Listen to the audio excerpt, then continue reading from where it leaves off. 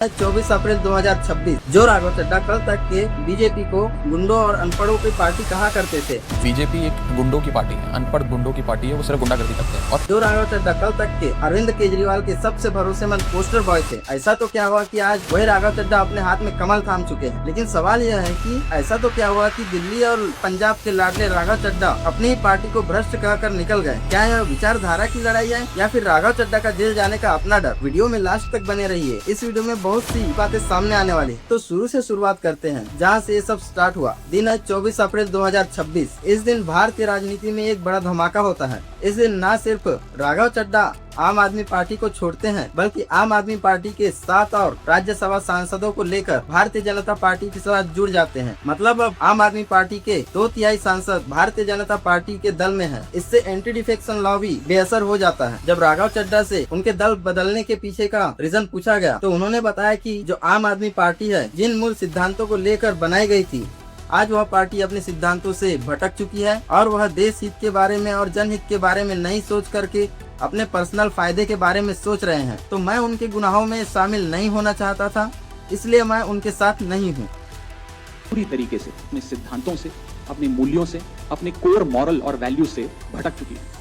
और अब ये पार्टी देश के लिए नहीं, देश के हित के लिए नहीं, बल्कि अपने पर्सनल फायदे के लिए काम कर रही है। लेकिन देखा जाए तो यह उनका एक स्मार्ट मूव था। चूंकि वह एक एजुकेटेड पर्सन है तो उनको पहले से एंटी डिफेक्शन लॉ मतलब दल बदल कानून के बारे में पहले से ही पता था। तो ऐसा हो सकता है कि उन्होंने प्रॉपर स्ट्रेटेजी बनाई और प्रॉपर प्लानिंग के तहत अपने साथ 6 और सांसद को लेकर बीजेपी में शामिल हो गए। क्योंकि अगर वह अकेले निकलते और अकेले भारतीय जनता पार्टी में मर्ज करने का कोशिश करते तो उनकी एमपी की सीट भी जा सकती थी। खैर चलिए आगे देखते हैं दरार की असली वजह क्या थी। तो जो मतभेद है वह एक दिन में नहीं पैदा हुआ। इसकी शुरुआत हुई अप्रैल के शुरुआत में ही, जब राघव चड्ढा को डिप्टी लीडर के पद से हटा दिया गया। इसके पीछे के कुछ कारण मैं आपको बताना चाहूंगा। आम आदमी पार्टी ने महासचिवालय को आवेदन लिखकर कहा कि राघव चड्ढा को पार्लियामेंट में बोलने का समय न दिया जाए। दूसरा कारण यह हुआ कि जब अरविंद केजरीवाल जेल में थे तो राघव चड्ढा लंदन में थे, इसलिए पार्टी को ऐसा लगा कि राघव चड्ढा मुश्किल वक्त में पार्टी के साथ खड़े नहीं हो रहे हैं। और तीसरा कारण यह था कि उनके ऊपर यह आरोप लगाया गया कि जब भी बात बीजेपी की आती है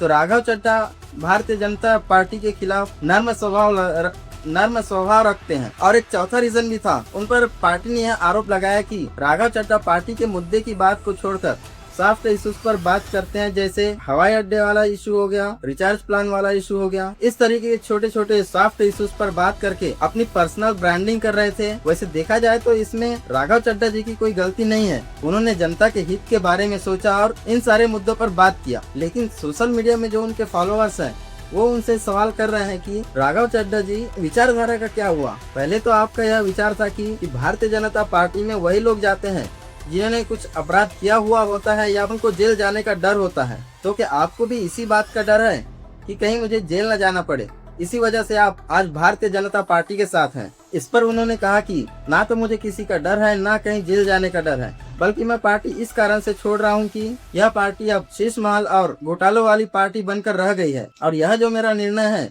यह देश हित में है। लेकिन चड्ढा जी यह भी तो सवाल है ना। लेकिन चड्ढा जी क्या आपको याद है कुछ महीने पहले आपने क्या स्टेटमेंट दिया था कि आज तक ऐसी कोई रकम नहीं बनी जो राघव चड्ढा को खरीद सके, ना ही कोई ऐसा आदमी पैदा हुआ है और ना ही ऐसी कोई तिजोरी बनी है।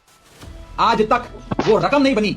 मैं साफ तौर पे कहना चाहता हूं, आज तक वो रकम नहीं बनी और वो शख्स पैदा नहीं हुआ जो राघव चड्ढा को, आम आदमी पार्टी को या अरविंद केजरीवाल को। आप क्या कहना चाहेंगे कि आज वह तिजोरी बन गई है और वह आदमी भी पैदा हो चुका है, लेकिन आम आदमी पार्टी इसे गद्दारी कह रही है। संजय सिंह ने इन्हें धोखेबाज बता और अरविंद केजरीवाल जी का कहना है कि यह उनके साथ विश्वासघात है। पार्टी का कहना है कि राघव चड्ढा जो है ईडी और सीबीआई के डर से पार्टी बदलने का निर्णय लिया।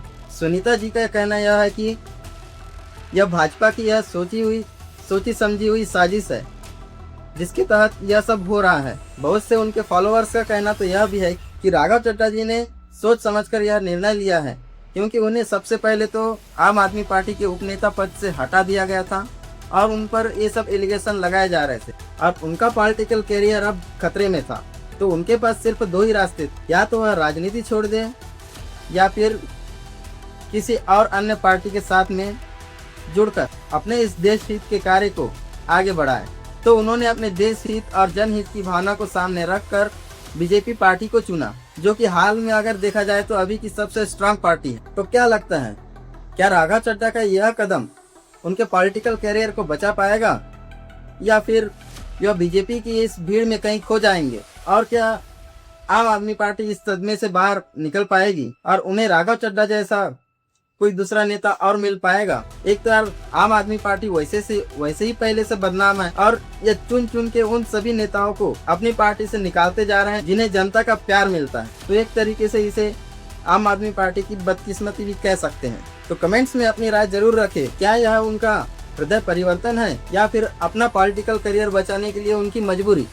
और भारतीय राजनीति से जुड़ी ऐसी ही मजेदार अपडेट्स के लिए हमें सब्सक्राइब जरूर कर लें। मैं एक बार फिर आपको यह बता दूं कि मेरा किसी भी पॉलिटिकल पार्टी या दल से कोई लेना देना नहीं है, मेरा किसी भी दल से कोई संबंध नहीं है। मैं सिर्फ अपने वीडियो में यह तथ्य रखता हूं जो सत्य है।